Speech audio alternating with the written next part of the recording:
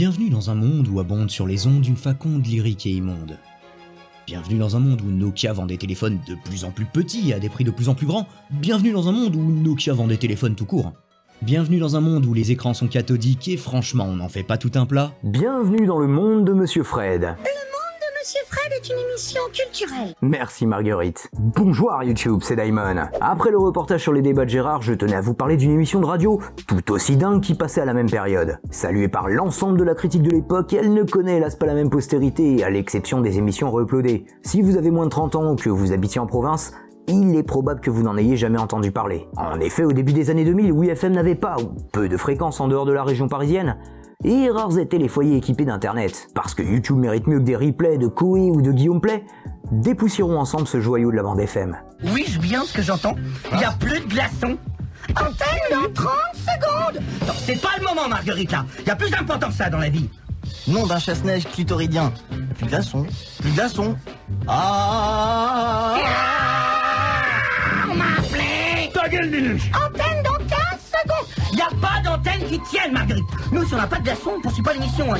C'est une question d'éthique. Bien. Moi, j'aime bien manger d'éthique.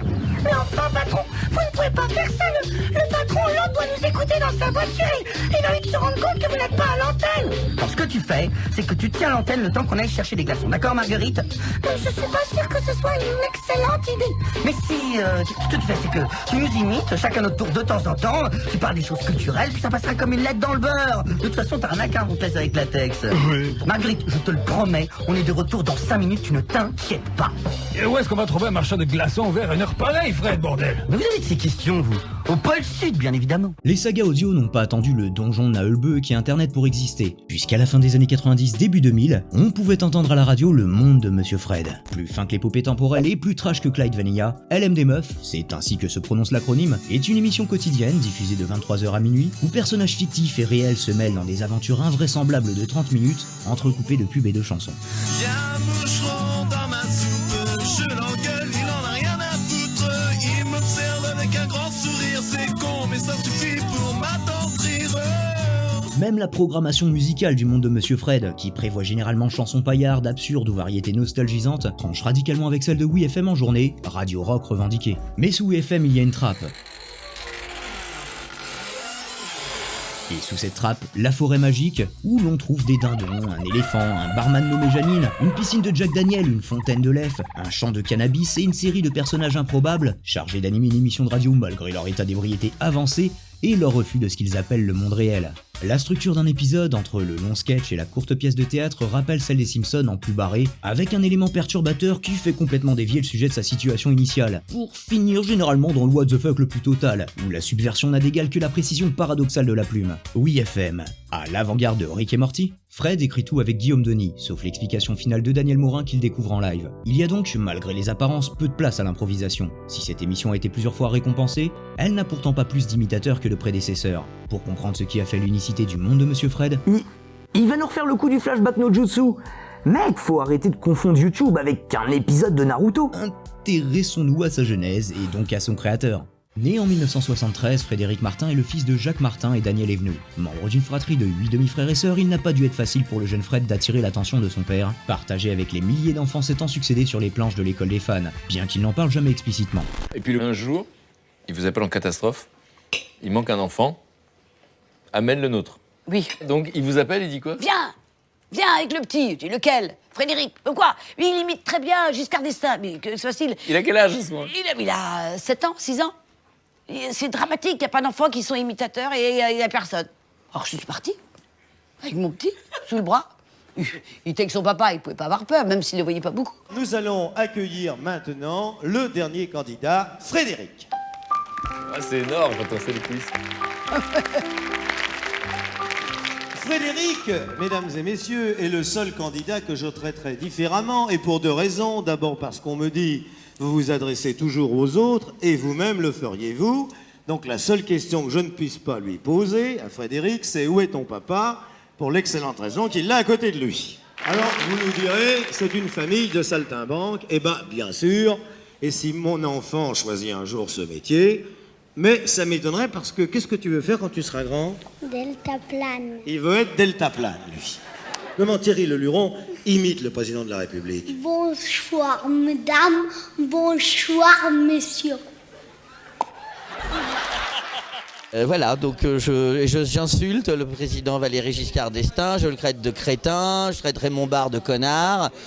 En direct à la télé, on voit Thierry Leluron derrière avec mon père qui se marre, il me fait « Bon, on va t'asseoir, je vais être viré ». C'était mon premier succès. Malgré une enfance tranquille à Neuilly-sur-Seine, Fred Martin devient un adolescent mal dans sa peau. Mais il se découvre une première vocation, le théâtre. Étudiant peu assidu, Fred n'obtient pas son baccalauréat, préférant remonter sur les planches. Après un an de cours privés, il obtient le concours d'entrée de la très sélecte école de la rue Blanche. Cette expérience, quoique formatrice, le dissuade finalement de devenir comédien. Frédéric décide qu'il sera auteur. Les relations de ses parents lui mettent le pied à l'étrier, mais les débuts seront modestes, puisqu'il commence en écrivant des questions pour les amours. Il sera ensuite auteur pour le Babette Show et mènera quelque temps une vie de flambeur. Mais le concurrent des Guignols voit sa dernière saison arriver. Fred ne trouve pas de travail en tant qu'auteur et se résigne à un job alimentaire d'agent commercial en téléphonie mobile pendant un an. Il poursuit malgré tout une existence dissolue et finit par se faire remercier. Heureusement, il rencontre Raphaël Mesrahi, célèbre pour ses interviews canulars, et travaille quelque temps pour lui. C'est dans son équipe qu'il fait la connaissance de Florence Denoux, qui lui propose de venir travailler avec elle sur WeFM, une radio rock parisienne. L'émission s'appelle Beat, Whisky et Poésie. Fred accepte immédiatement. De simple chroniqueur, Fred se voit proposer sa propre émission, dont il confesse que les premiers numéros seront un désastre. Là, ils m'ont testé sur 4 émissions en 98 avant les vacances. 4 cauchemars, 4 premiers mondes de Monsieur Fred horribles. En plus, voilà, après Cadet Olivier, j'avais prévu des fiches. Parce que je pensais que tu dis t'es marrant, alors tu fais des fiches. Mes 6 fiches, on fait 4 minutes d'émission et tu passes 1 heure à faire je suis une merde, pardon. Puis je m'étais enfermé dans le studio et quand j'ouvre la porte, je vois le patron de WeFM et la directrice d'antenne qui me font bon ben c'est pas ça hein. Malgré un démarrage laborieux où WeFM lui renouvelle sa confiance, le monde de Monsieur Fred est né. Frédéric Martin est épaulé à l'antenne par Latex, le réalisateur de l'émission décrit comme un gentil vampire à dreadlocks, grand consommateur de cannabis, qui s'exprime uniquement via une vingtaine de phrases préenregistrées. Culé. Latex, quoi, qu'est-ce qui se passe? Ouais. Non, sérieux. Eh B, excusez-moi, mais qu'est-ce qu'il a raconté? Il a dit que... on lui a volé sa boulette de shit. J'ai moi-même passé 24 heures à ne répondre qu'en latex à l'époque et c'est une expérience plutôt perturbante. Latex s'occupe aussi des tapis, les fonds musicaux servant aux différentes ambiances, qui vont du classique au reggae en passant par des musiques de polar noir. Fred invente des personnages l'accompagnant dans ses aventures, qu'il interprète souvent lui-même. Mais l'équipe va peu à peu s'étoffer avec l'arrivée de Daniel Morin dans le rôle de Helmut Mout, rapidement renommé Helmut Perchu, gynécologue tyrolien, obsédé, alcoolique et amoral. C'est à partir de ce binôme que va véritablement se créer le ton de l'émission. Comprenez-moi bien, Buffy. Je vous comprends, monsieur le directeur de ma nouvelle future école, mais... Merci de bien me replacer dans le contexte. Oh, je vous en prie. C'est la moindre des choses. On bosse dans une série américaine pour post-adolescents prépubères. Vaut mieux jalonner le terrain. C'est beau pour l'amour du ciel. Vous voulez que les gens devinent tout depuis le début ou quoi? Vous voulez dire que c'est vous le méchant qui suce les gens? Mais vous allez l'affirmer, oui ou non? Regardez mes yeux et faites semblant de ne pas comprendre ce que j'ai dit. Ah ouais, moi aussi j'ai adoré le dernier film de Matisse, enfin, le pain, pas le chanteur. C'est bon, on a assez dérouté le public? Oui, c'est parfait. Ça devrait aller en tout cas. Ok, alors on reprend. Ça fait quand même 6 fois que vous vous faites virer. Dans le dernier établissement que vous avez fréquenté, vous avez trouvé le moyen de foutre le feu au gymnase. Non mais, vous pouvez pas comprendre, monsieur le directeur. Dans ce gymnase, enfin là où j'ai mis le feu, vous comprenez, il y avait des vampes, il y a des choses qui te sucent, de préférence avant l'aube. Ah, vous voulez dire des putes? Arrive ensuite Jean-Mathieu Pernin, qui campe le personnage de Léon Tom Cruise. Il est le résultat raté d'une expérience visant à créer la femme parfaite, Sophie Nicole Kidman.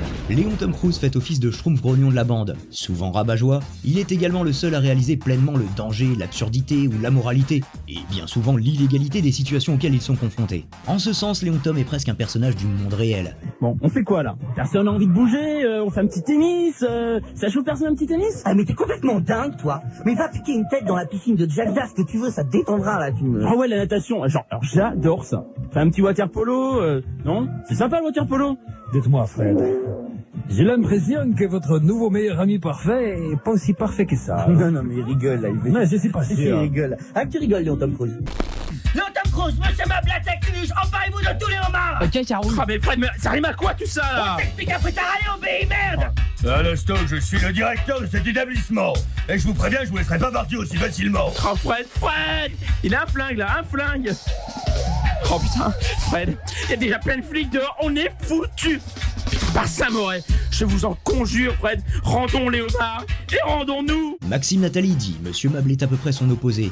Facile à vivre, candide à la limite du niais, Monsieur Meuble parle davantage aux objets qu'aux humains et ne s'exprime généralement qu'à l'aide de jeux de mots d'une qualité discutable. Fred semble apprécier Meuble et même le considérer comme un génie, ce qui énerve chaque fois Léon Tom Cruise.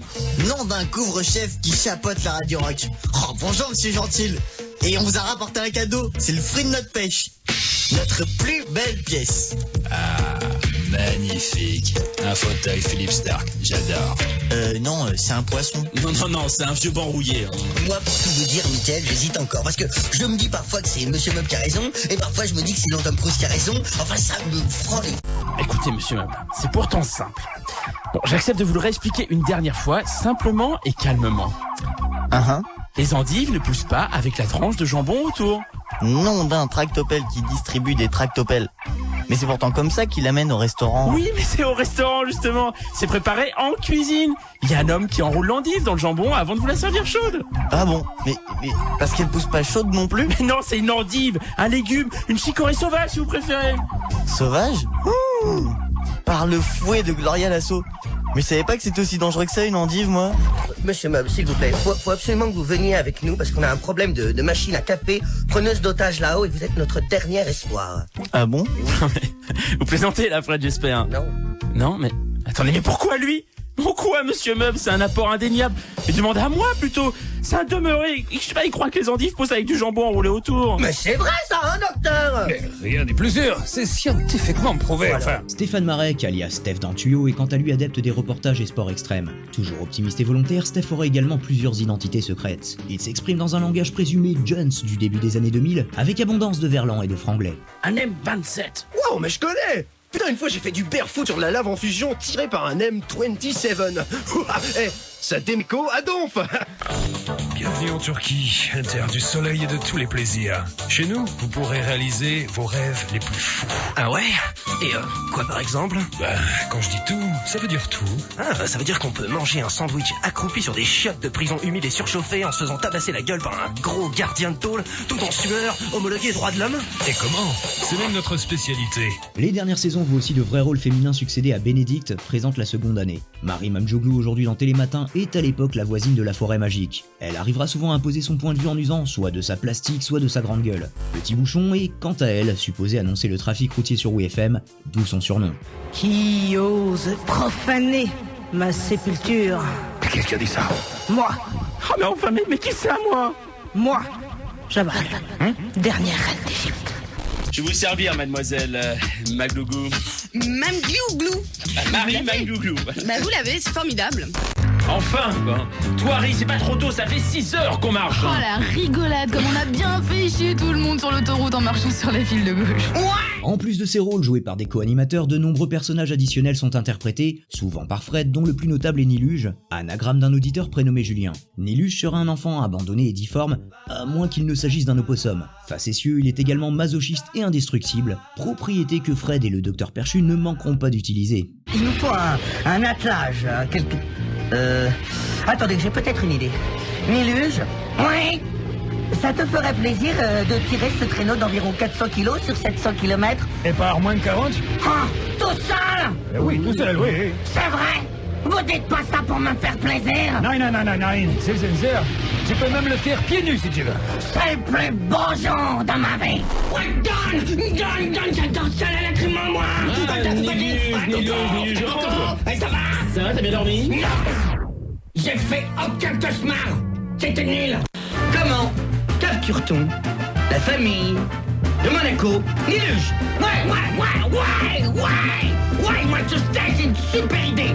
Alors, on n'a qu'à faire fondre le pôle Nord, comme ça les eaux elles montent, comme ça les Monaco ils sont obligés de se réfugier sur le toit de leur palais, et comme nous aussi on est sur le toit, et voilà, plus qu'à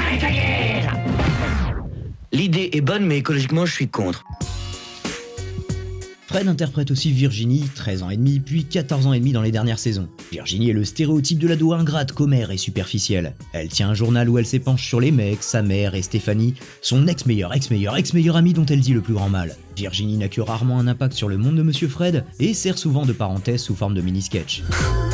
Je parle plus du tout avec mes anciennes cops. Je les trouve connes. Je les supporte plus, ces petites bourgeoises. Surtout Stéphanie. Franchement, mais elle, je la trouve superficielle. C'est l'alu total. Stéphanie, mais elle comprend rien du tout aux profanations, aux messes noires. Elle entrave que dalle au spiritisme. Parce que moi, maintenant, je communique avec les morts. Hein? Ils sont vachement plus modernes que nous, les esprits, hein. Eux, ils ont pas besoin de portable. Ils communiquent avec des verres. Et y a pas d'abonnement. Finissons ce tour des personnages par Marguerite, la chaussette de sport qui pue qui parle, et qui tente, en vain, de ramener les membres de l'équipe à la raison, parfois de concert avec Léon Tom Cruise. Bonjour, patron. Mais qu'est-ce que vous êtes en train de boire? Mais tu dois, Marguerite. Les murs ont des oreilles. Ils nous ont fait une otite la semaine dernière. Je te raconte pas la fortune que ça nous a coûté en coton-tige. Patron, il est rigoureusement interdit de boire de l'alcool sous n'importe quelle forme que ce soit au sein de la radio. Dois-je vous le rappeler? D'autant qu'à travers cette nouvelle directive fasciste, je vous l'accorde, mais à travers cette directive, vous êtes spécialement visé. C'est ça, C'est ridicule. Il n'est pas encore né, hein, celui qui nous collera la badoie, je te le dis. Hello, my baby. Hello, my honey. Hello, my ragtime gal. Bienvenue dans ma demeure. Entrez ici de votre plein gré et laissez-y un peu de la joie que vous y apportez. Après l'inénarrable générique introductif, l'émission démarre souvent par une nouvelle lubie ou caprice de Fred, qui dérive sur une aventure tant stupide qu'improbable. Conquérir les locaux de Fun Radio, chercher des glaçons au pôle sud, se réveiller à 8h du matin ou retrouver la boulette de shit de latex. L'animateur du 23h minuit encourage souvent son équipe à pousser la chansonnette dans un karaoké parodique de variété française. Je te fais la Bible pour 200 et l'amour pour 400. Je peux te donner la fessée, mais là c'est 500 francs. Dites vraiment n'importe quoi. Hey, je peux te faire un massage au miel, pisser dans tes oreilles, être gentille ou méchante, mais tu rajoutes 50. Dites vraiment n'importe quoi. Entre mes jambes, tu seras au chaud. Ah ouais, je crois que vous êtes un travelot. Le monde de Monsieur Fred, on pourrait passer à picoler. Le monde de Monsieur Fred, on serait mieux dans l'odeur des joies. On aimerait mieux tripoter les seins. Et ça demande de rien faire, le monde de Monsieur Fred. Mais tout cela n'est en réalité qu'une longue introduction avant le début officiel de l'émission, en raison de la mise en abîme de l'équipe qui doit réellement animer une tranche horaire sur WFM. L'émission dans l'émission débute donc par les bienvenus dans un monde de Fred, prétexte aux bons mots et aux réflexions absurdes. C'est souvent Marguerite qui harcèle les pensionnaires de la forêt magique pour qu'ils remplissent leurs obligations envers la radio. Mais en plus d'être alcooliques, drogués, naïfs et coupés des réalités, les membres de l'équipe sont pour la plupart des tirs au flanc qui ne s'acquittent en la matière que du minimum syndical. Le directeur de WFM, à l'époque Michael Gentil, intervient parfois pour les recadrer via une interprétation très parodique de Daniel Morin. Vous savez pourquoi je vous ai convoqué? Non, pas mieux. C'est curieux que ça vous ait échappé, mais il y a des inscriptions sataniques qui apparaissent sur tous les carreaux. Rien vu. Les rideaux prennent feu sans aucune raison. Les portes s'ouvrent et se ferment. Non. Les tiroirs volent. Mais non. Moi-même, myself Mickey, j'ai passé 5 minutes ce matin à me battre avec mon porte-manteau. Il a gagné. Alors, c'est marrant, je me suis dit que peut-être comme ça, par hasard, j'en sais rien. Juste une idée qui m'a traversé l'esprit. Ça m'arrive. Mais que vous pouviez éventuellement être au courant, voire même être responsable. Mais Mickaël. Quoi? Attends, mais comment tu peux nous soupçonner? C'est vrai, Mickaël, comment tu peux faire sonner la soupe? Il est blanc comme neige au soleil. Bon, arrêtez-moi si je me trompe. Stop! Non, mais arrêtez-moi si je me trompe. Stop! Non, parce que je pourrais dire n'importe quoi. Stop! Si j'ai bien compris, faut surtout pas dire à Mickaël qu'on a ouvert une porte vers l'au-delà et qu'on sait pas comment la refermer, donc arrêtez-moi si je me trompe. Non, tu t'es pas trompé Nilus, bravo. On t'avait dit stop! Bah oui, heureusement, j'aurais pu dire n'importe quoi. Les gars, vous avez 1 heure pour me rétablir la situation. J'ai bien dit 1 heure. Ta gueule! Mais la troupe d'LM des Meufs préfère mener ses aventures que rester sagement dans leur studio. Les développements sont tour à tour délirants, ignobles, impossibles, amoraux, parfois lunaires, souvent hilarants et toujours bien écrits. Il arrive fréquemment que les dénouements aient complètement dévié de leur sujet initial, mais sur la forme, la structure conclusive est encore plus codifiée que le reste de l'émission. Fred pose systématiquement une question, supposée résumer l'épisode du jour au docteur Perchu. Question à laquelle il a toujours explication, écrite séparément et en vers par Daniel Morin que l'équipe, prise de fou rire, découvre sur fond de Julio Iglesias. L'explication finit par une moralité qui tourne joliment des propos écœurants, applaudie par l'équipe et le public, peu nombreux mais déchaînés. J'aurais comme qui dirait une petite question à vous poser. Non. Si, mais si ça vous dérange, vous me dites non. Ah, je vais voir, dites D'accord. toujours. Est-ce que éventuellement vous pourriez nous expliquer la contraception? C'est fou. Non. Vous avez une chance incroyable C'est aujourd'hui. pas possible. Oh, ça recommence, c'est pas vrai. Non, c'est pas Comme vrai. ça, moi. Il est On va à facile. Deauville après. Il a chou facile. Parce qu'il se trouve que j'ai explication. Incroyable. C'est incroyable. Docteur, nous vous écoutons. Ah. Fred. Oui. Mon ami à la retenue stérile. Merci. Voilà qui est intéressant. Et qui fut un temps, je l'avoue, mon cheval de bataille.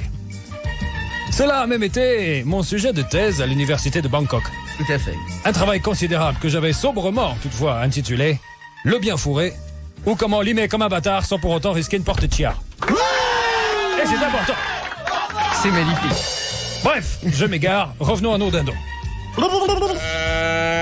Dankeschön. La contraception, il est vrai, est fort utile.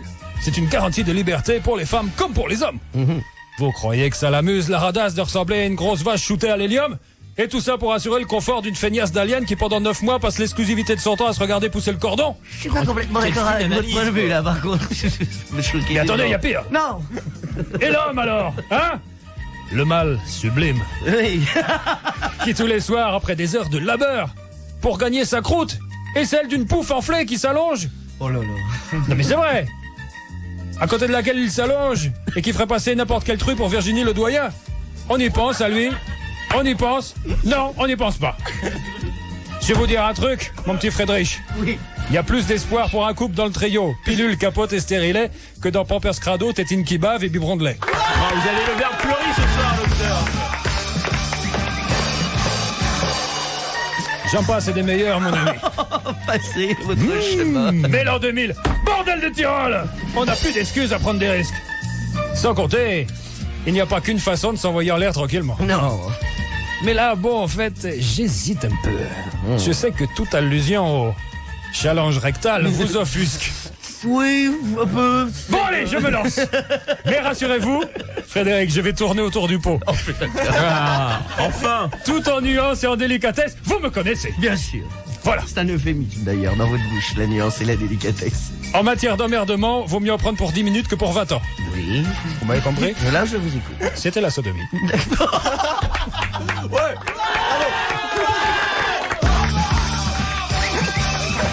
Bien. Moralité. Moralité, oui, genre là, bien sûr. Moi, j'adore ce moment. Que tu aies un jour rêvé d'une famille nombreuse, que tu sois mal maqué dans une union scabreuse, ne t'aventure pas sans lendemain en fabriquant un compte gamin. Pour autant, rassure-toi, mon ami, jamais je ne pousserai au deuil du goumi. Lâche tes pulsions, fais fumer les oignons, explose ton slip, mais en gardant raison. Faire à chaque fois mouche, avoue que c'est trop con. Vive l'amour débridé, vive la contraception. Les méthodes sont nombreuses, il n'y a pas qu'Ogino pour que ton coup de dard reste coup d'épée dans l'eau. Épatant.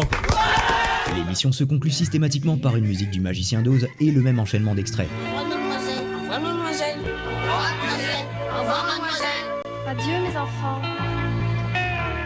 Le reportage de François Descraques et le reupload des émissions constituent le seul témoignage sur YouTube de la gloire passée d'LM des Meufs. Pourtant, fin 90, début 2000, c'était un vrai phénomène en région parisienne. Comme les débats de Gérard, l'émission connaît un âge d'or que beaucoup estiment entre 99 et 2001. LM des Meufs devra cependant faire face à plusieurs problèmes qui entraîneront son déclin, puis sa déprogrammation finale. Les aventures de Fred et sa bande prennent chaque jour 4 à 8 heures d'écriture. Si l'on rajoute le temps de présence en studio et celui passé dans les bras de Bacchus plutôt que ceux de Morphée, on comprend aisément que l'émission ait connu des baisses de régime. Fred résume d'ailleurs ainsi ses 4 ans à la radio rock.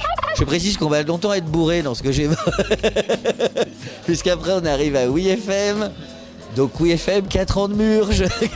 C'est la raison pour laquelle des rediffusions commencent à apparaître. Autre changement de taille, le mercredi Fred anime seul et nous livre une émission différente, où se mêlent réflexion sur l'actualité, mini-sketch de quelques minutes, chansons et lecture de ses auteurs préférés. Ces soirs-là, il arrivait qu'LM des Meufs devienne vraiment une émission culturelle. Les émissions sérieuses tranchent en effet avec le ton habituel, où les citations apocryphes sont un running gag attribuant par exemple à Diderot ou Jean Anouilh des propos des plus absurdes. Mais ce qui fait du monde de Monsieur Fred une émission vraiment à part, c'est l'alchimie entre l'animateur éponyme et Daniel Morin. Malheureusement, le premier commence à ressentir le besoin de ménager son sommeil et son inspiration. C'est la raison pour laquelle, à l'inverse du mercredi, l'émission du jeudi devient Le Monde sans Monsieur Fred. Je me souviens qu'en tant qu'auditeur adolescent, j'avais fini par me désintéresser de ces émissions qui ne réunissaient pas l'équipe type. S'il y avait dans ces hors-séries des épisodes honorables, la substantifique moelle d'LM des Meufs reste le duo entre Fred et le docteur. Jusqu'en 2001, les occupants de la Forêt Magique ont le vent en poupe. Consacrée meilleure émission de radio par les magazines Broadcast et Stratégie, saluée par l'ensemble de la presse, LM des Meufs devient un classique pour les jeunes franciliens de cet encore plus jeune millénaire. Entre fatigue, excès en tout genre et inévitable, quoique rare prise de bec, Fred Martin souhaite mettre un terme à son émission en 2001 alors qu'elle est encore au fait de sa gloire. Car Fred a un nouveau projet, plus ambitieux et toujours pour WFM, Malzandou. Ce juron breton était aussi un concept de sketch comique, joué chaque vendredi devant un public. Des textes appris par cœur, un orchestre, un véritable théâtre, initialement celui de la Main d'Or, et même une retransmission vidéo prévue sur le câble. Sur le papier, il y avait là un super monde de Monsieur Fred dopé aux hormones. Seulement, voilà, parfois, le mieux est l'ennemi du bien. L'aventure Malzandou ne dure que 6 semaines, faute d'un public assez nombreux pour rentabiliser ce projet semi-pharaonique. Car payer une vraie troupe d'acteurs à plein temps, des musiciens et un théâtre dépasse vite le trésor de guerre de la radio rock, alors détenu par Virgin. Malzandou, dont je n'ai hélas pas retrouvé d'extrait, est ainsi abandonné par WFM, qui demande à Frédéric Martin de reprendre son ancienne émission. Un peu à contre-cœur et en dépit de quelques mésaventures, Fred ressuscite alors la Forêt Magique. On nous attaque contre sa mère. Bien sûr, Niluche. Alors, qu'est-ce qui s'est passé? J'en sais rien, moi, j'ai pas d'excuses. Enfin, je peux faire un faux mot si tu veux, mais tu me croiras pas. En plus, entre-temps, j'ai eu la folie des grandeurs, j'ai voulu me prendre pour Michel Fugain. J'ai voulu monter mon Big Bazar à moi, monter une troupe de 8 personnes, et Big Bazar, ça portait bien son nom. Hein. Bah, ça s'appelait Malizendou, mais Big Bazar, ça aurait mieux sonné. Hein. Non, sérieux? Si, enfin bon. Le principal, c'est que nous soyons à nouveau réunis, n'est-ce pas? Si l'équipe compte de nouveaux éléments, elle voit en revanche Daniel Morin s'éloigner peu à peu de leurs horaires de prédilection, et donc de l'émission. En effet, lors de la saison 2002-2003, le docteur Helmut Perchu doit de plus en plus délaisser son cabinet de gynécologie au profit de la matinale de WFM. Fred fera contre mauvaise fortune grande gueule, n'hésitant pas à mettre en scène sa rivalité fictive avec d'autres animateurs de la rue de la Roquette, notamment Josquin Wagner, justement aux commandes du 6h-9h. Le véritable final de l'émission sera programmé le 17 juin 2003, en live au réservoir pour un épisode baptisé La Vente de la Forêt Magique. 761e épisode d'une saga qui laissera un souvenir impérissable dans le cœur des jeunes franciliens. C'est bien. Pour assister à une vente exceptionnelle que vous êtes venus ce soir au réservoir, l'un d'entre vous pourra repartir avec la Forêt Magique. On sait ce que ça fait d'être chez là maintenant. Hein. Au revoir. Bon, alors, on continue. Allez tous vous faire foutre, bande de connards. Voilà ce qu'on a envie d'entendre. Et vous êtes prêts pour nous recevoir sur la gueule? Allez!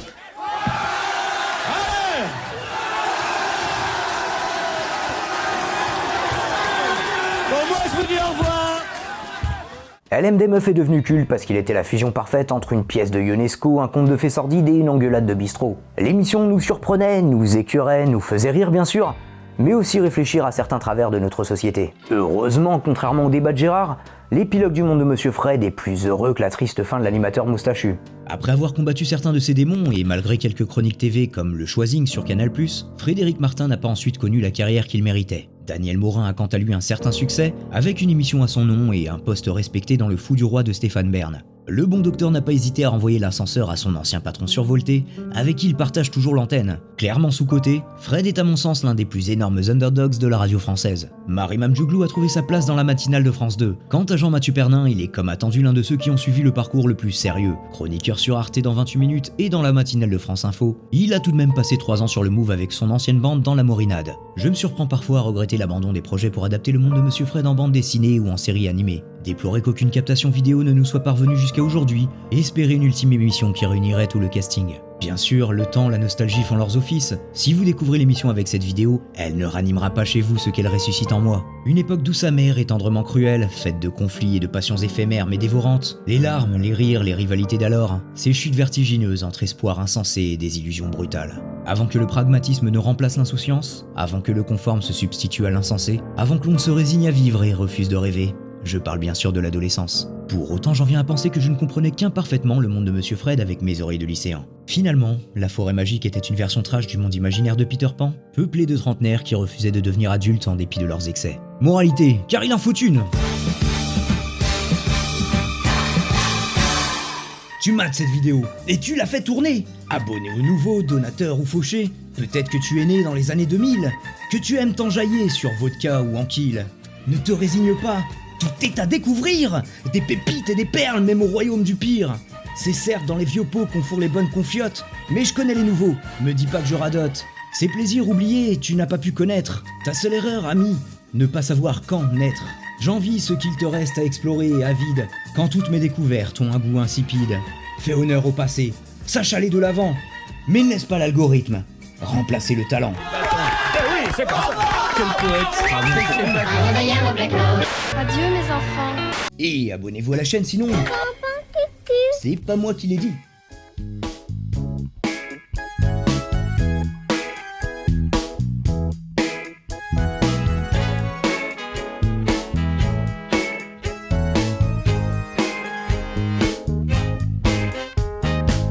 C'était mieux avant, tu fumais en voiture, tu roulais sans ceinture, pourtant t'es toujours vivant. Fallait pas emprunter pour acheter un cahuète, t'en avais pour ton argent. Les plus jeunes respectaient les plus vieux et c'était carrément moins défeignant. C'était mieux avant, en vélo ou à ski t'étais jamais casqué, t'étais les cheveux au vent. T'avais l'après-midi pour lancer ton ordi, on prenait le temps. Tu pouvais porter la moustache, le mulet sans que ce soit très gênant. Quand on pense qu'hier tout était mieux,